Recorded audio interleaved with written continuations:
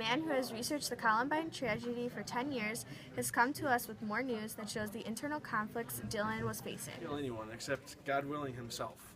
He craved death for 2 years. Told reporters. Said to get me and insult me. I never knew what to do. Say, God, I hate my life. I want to die right now, really bad right now. From Dave and Dylan Cullen, and you can see the battles that Dylan went through every day. He believed that he was unique and that made him lonely.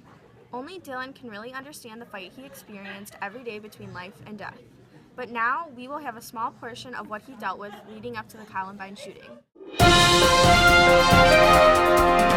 In the high school shooting at Columbine in Colorado shows that the school ignored previous warnings to improve their security system.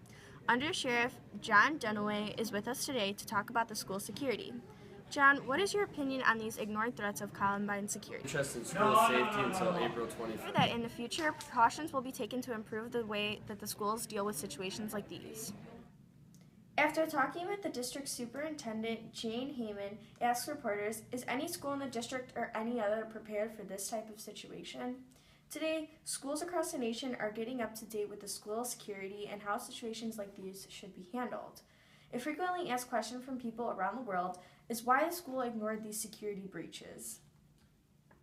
Under Sheriff Don Dunaway felt it was maddening the way that Heyman brushed off the alerts about the school safety, but still questioned whether or not the crisis plan that was laid out would have truly helped. Neil Gardner, a sheriff's deputy assigned to the Columbine case and the one who fired shots with Eric and Dylan delayed their ability to shoot at the students inside, speaks out. Would have more of that, more lives would have been saved. With that statement, we have to wrap up the segment on the Columbine tragedy. We will be back at 5 o'clock with more news tomorrow. We have breaking news this morning about Dylan Klebold and his diagnosis of whether he was suicidal or had clinical depression. Researchers have journal entries from Dylan's private notebook where he states, "My existence is beep." This entry shows that Dylan was depressed. The Mayo Clinic is here with us today to explore the signs of Dylan's depression.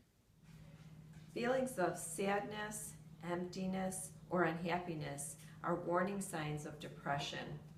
Also, the feelings of worthlessness or guilt, fixating on past failures, or blaming yourself for things that are not your responsibility.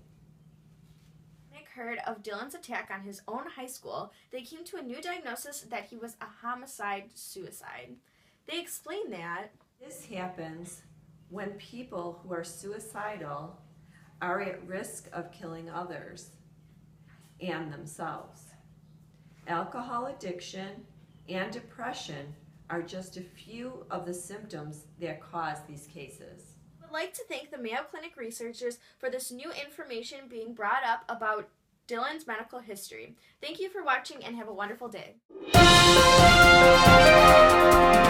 are here with Eric Harris, the shooter from Columbine High School in Colorado.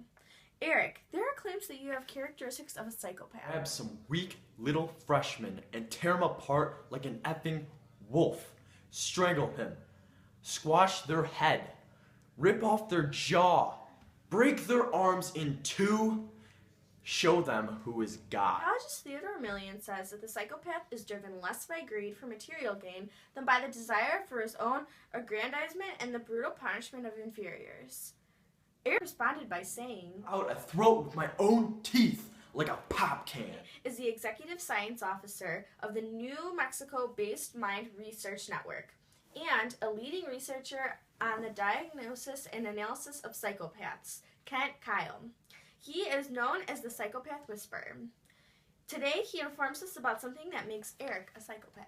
Disturbingly, some prove particularly skilled at faking genuine grief or contrition or whatever else, all while exerting a charisma that allows them to take advantage of unsuspecting family members, lovers, and victims. Information, Mr. Kyle. Catch us tomorrow morning at 7 o'clock for more information about the shooting at Columbine High School.